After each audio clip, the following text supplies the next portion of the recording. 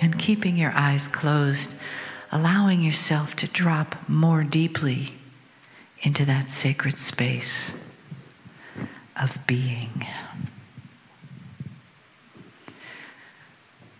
Opening to the light, the codes, the love, all of the transmissions that the Star Mothers have given us that come forward into this life, this universe, this time, and your now.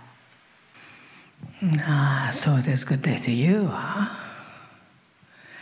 Now that you're all activated with the Star Mothers, the Lemurian healing is such a power-filled energy. We give thanks to the divine Dr. Ember for bringing this energy in. We want to remind each of you that you are indeed capable of all that you are choosing, all that you are feeling. You get the opportunity to hold the space for your own transformation, to trust, to believe, to acknowledge that that transformation is just as clear as the divine Lee Carroll, the divine Marilyn Harper, the divine Dr. Ember, the divine Dr. John. Your transformation is just as power-filled because you are here.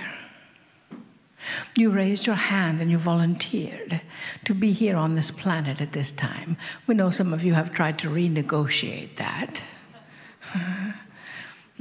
But you are here.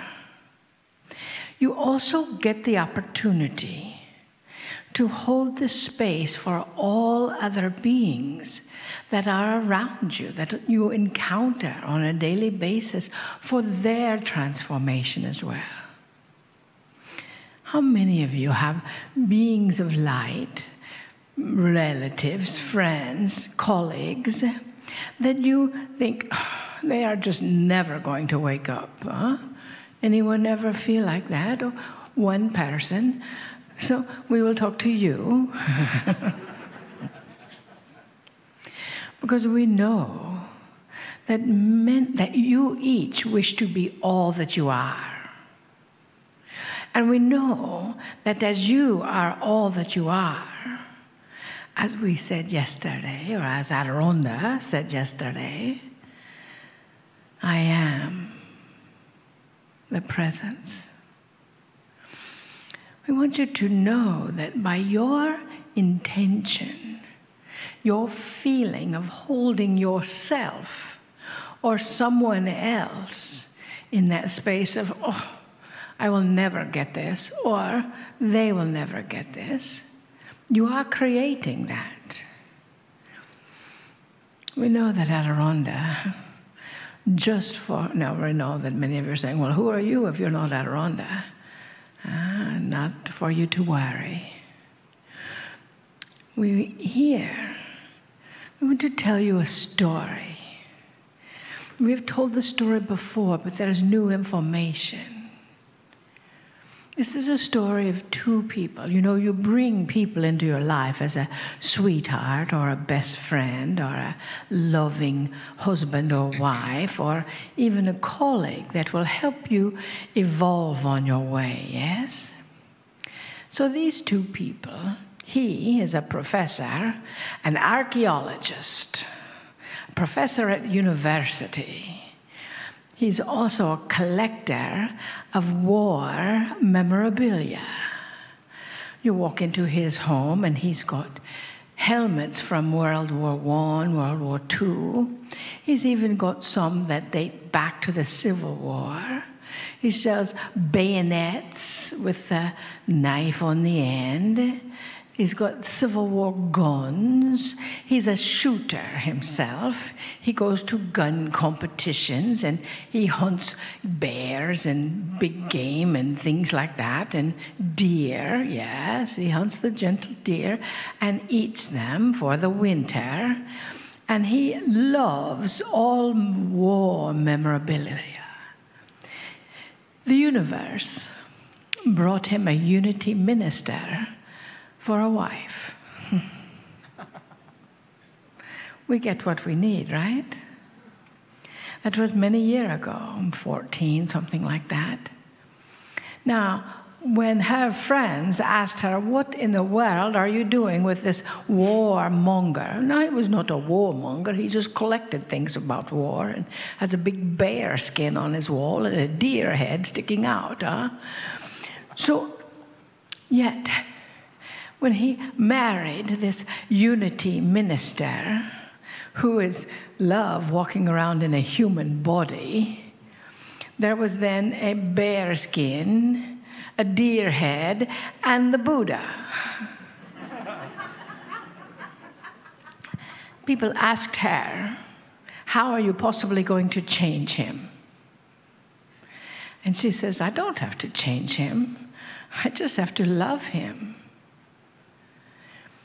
And she never, ever, she always invited him to a gathering of like this, of your tribe, your spiritual people. And of course, he never went. It was too weird and woo-woo, a bit like Lee was in the beginning.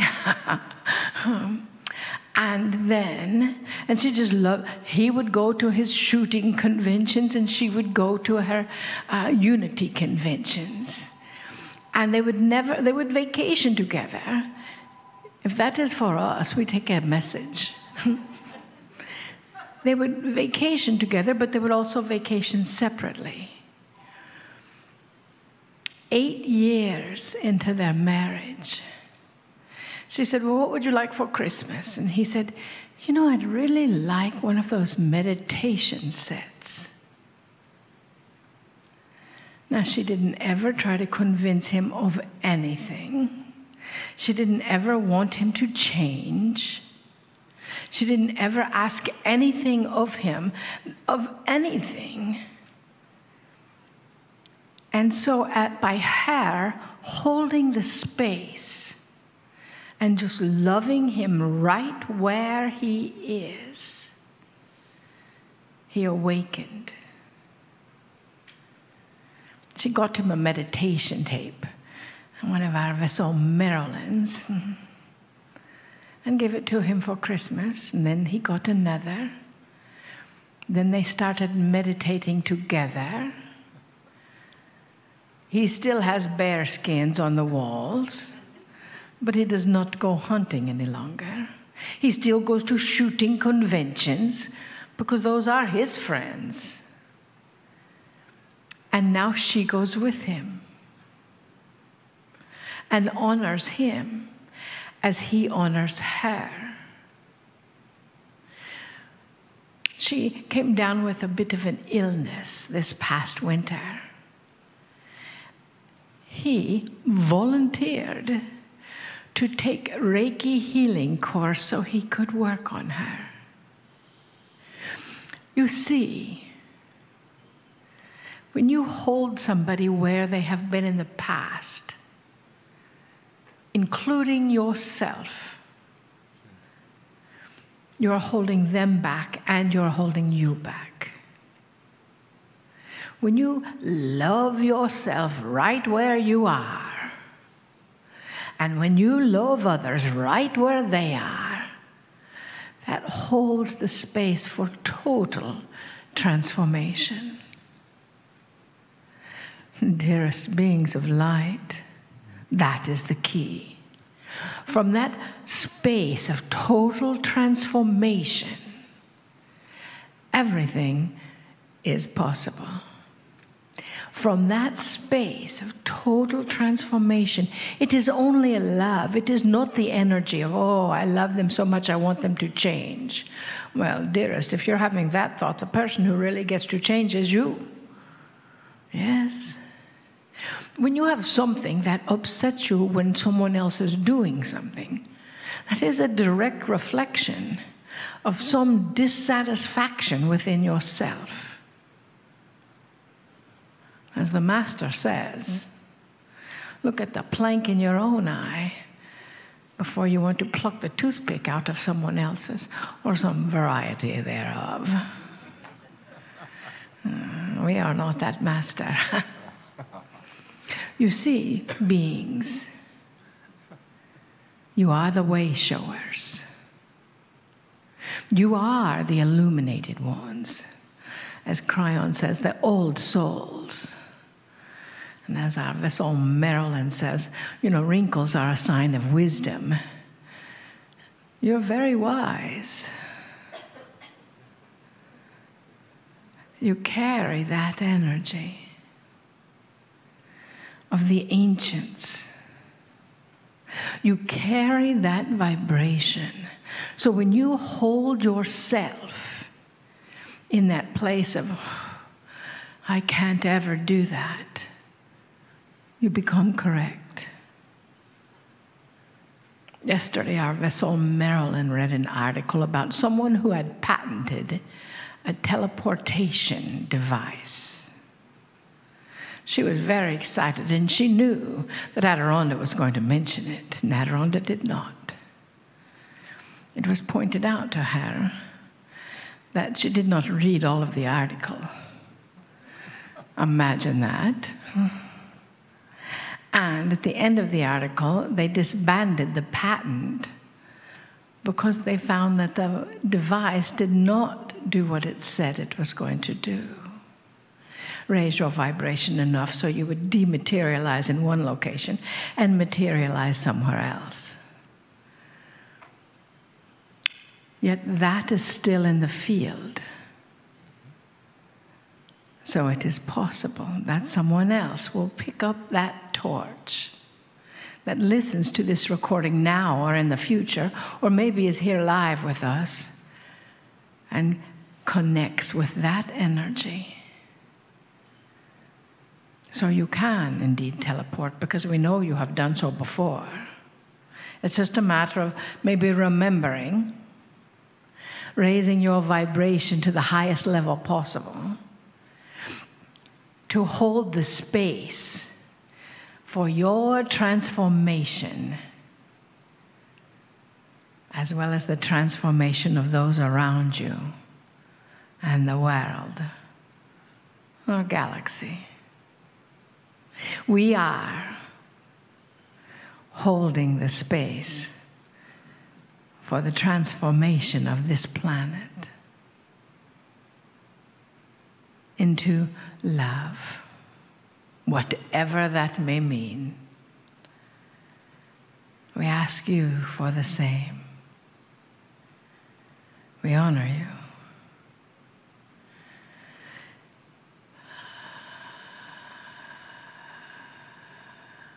We see you. We know you. And we bid you namaste. Namaste. Greetings, dear ones. I'm Kryon of Magnetic Service.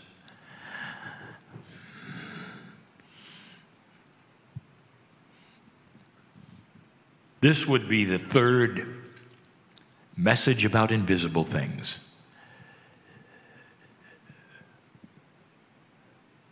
I want to review with you the biggest invisible thing. That you're not here by accident and that God loves you. You can call God the creative source. You can call God Spirit if you don't like the word God. But there is a creator. Over 80% of the planet knows this, is part of organizations that claim this, that believe that there is life of some kind after death.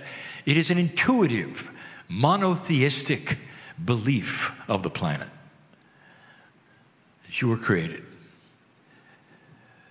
And as you sit in the chair, you have the choice to decide about that creator Is it love? Is it accident? And what is the relationship? We're here to tell you, as we have every single time we channel, that the relationship is love. That you were born magnificent and it goes from there. Free choice, an invisible aspect, guides your life into that energy you wish. But standing next to you are all manner of invisible attributes that have their hands out. There are so many. One of the largest ones I have brought to you from the very beginning. You might say scientifically, it's the core of epigenetics, and that is this, that the body is listening to what you are saying. And the body listens in two ways. The body is aware of your attitude and what you say from day to day. Believe it or not, that attitude emulates to the body who you think you are. And so if you carry an attitude that says you're nothing and never will be, the body cooperates. That is how powerful you are. But the other way that it listens is the way that we have taught you before, an invisible force, if you wish. Force. Like every cell had an antenna listening to that force. And that was the consciousness of the human being, informing the body what it wants. We've even described it as consciousness homeopathy, where a little goes a long way and the cells listen to you. And we've told you that consciousness is energy. That has now been proven on your planet, and it has changed so many things, a lot of thinking. If consciousness is energy, then there may be rules of consciousness. And if there are energetic rules of consciousness, one of them might be that it is focusable. And that is in your body. Your body is listening. Every cell is aware. This is an invisibility, not taught necessarily in the places you'd expect it to be.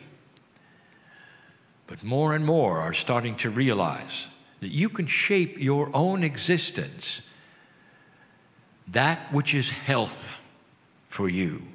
You can change the scheme, if you want to say that, of how fast and profoundly your body ages. If you do nothing, we have told you the body goes on automatic. Without direction, without focus, without intent, the body freewheels. It's out there, and it listens to all that is around it, that tells it how old it is and the drugs it should take and how long it'll last. That is Kryon from the beginning. But dear ones, in the last years, there has been another invisibility. This one is difficult to teach. This one is beyond the scope mostly of logic.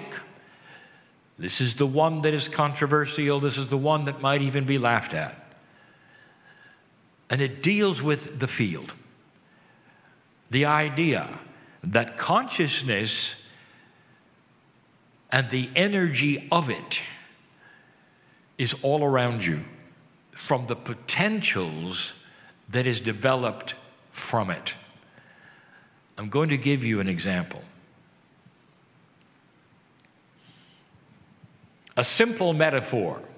There are many doors in your life as you walk around. One door has a person standing behind it who is angry,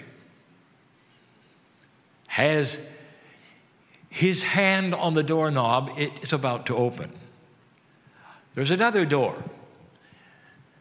It's a woman holding food. She's been to the store. Her hand is on the knob. It's about to open. There's another door. That door has something that is actually happening at the moment. It's an accident happening at the moment. It's another door. It's the love of your life. He, she has the hand on the door. Question, are they real? In this metaphor, in this puzzle, they are. Picture it in real life. Is that an impossibility to have those things around you? And the answer is no, that is not an impossibility. In fact, it's very probable. Each one of those examples is a consciousness that has energy. We've told you this before, that when you go to a theater, perhaps alone or with someone else, and you sit down next to an unknown person and you feel something that makes you want to move. That is a consciousness that literally is felt by you because it's energy. They're unbalanced or they're ill. And without knowing them or seeing them, you move. And that is you sensing something in the field. You're already experiencing these things, dear ones. This is an invisible, beautiful tool. Human beings can sense what's in the field. Some will call this intuition. It's part of it, but it's not all of it. Now, to add to this puzzle, dear ones, now you put the glue together. There's something called coherence. Coherence would be that which is a confluence of togetherness or a synchronization of consciousness of like kind. It's created perhaps when you get together in a group like this, when those would pray together or sing together, for music creates these kinds of things. Or perhaps even now, a channeling, where you realize that what you're hearing is dripping with the love and the purpose of God to you. We've told you before that when I gave you the information that you would get a new pope, and 13 months later you did, I've said to you, this was not prophecy. This was not fortune telling. I was giving you the potentials in the field. Because one of those doors behind one was an ill pope and another one about to take his place. Is that prophecy when I'm giving you what's in the field already? It's potentials. Now back to those doors. You're sitting there with a confluence of coherence, with things that suit you, things that are filled with purpose for you. And you are then able to sense the doors that are about to open. You're not going to go near the one with the angry person or the accident that is happening. And you'll be motivated perhaps to the love or the food or survival. But there won't be any question. And if you could pick a road perhaps that led to the situation behind the door, you'd know. And it's not fortune telling, and it's not even being psychic. It's practical, because you are sensing what is, not the future, and making a decision about where you're going based upon what is happening. It's difficult to describe, because there would be those who say, well, it hasn't happened yet. That's telling the future. That's not correct. It has happened, in that those on the other side of the doors are a consciousness. And that consciousness, just like the one you sat next to in the theater, is that which you can pick up. That's invisible. That's you creating your reality. Beyond talking to yourselves, I just gave you the secret to creating a reality that is yours, meeting the right people, having airplanes that work or not, knowing things that perhaps others don't because you can sense what's behind the consciousness of the potential. And then there is the question. Okay, you've got my interest, Kryon. I don't seem to have this. And that's where I'm going to tell you, you don't have it because you don't believe it. You don't have it because someone has either told you it doesn't exist or talked you out of it, or have told you that it belongs only to those who are strange or odd, it cannot exist. Did you know that biologists have already named it entrainment? Where biology seems to, for no reason at all, synchronize together with other individuals in a scenario that is unexplainable. It's already known. And this is the next step. What if there were an invisibility that lets you sense what to do next, that makes sense for you to avoid the accident, to make sure you're at the right place at the right time, or to open the door and meet love? Dear ones, the Creator has given you this, and in this new energy, it's becoming sharpened. Last night, I sat before the sisters. It's beautiful to sit in front of the females who carry the energy of compassion and teaching and sacredness and shamanship. And in their akash, they're feeling it and they know it. It's beautiful to sit in front of humans who are the teachers of humans. And I told them that a flower is opening. It's a wonderful example, especially to the women. A flower is opening with the essence of reality that heretofore seemed to be that which was not real. The essence of the flower is the realization that perhaps some of these things are true, available, doable, and perhaps even something you could examine. This ability to rise from your chair and sense what is there is available to all humanity all the time. It's a sharpening of intuition. Some of you have to practice in order to understand what it feels like. But once you start, you realize it's there, it's real.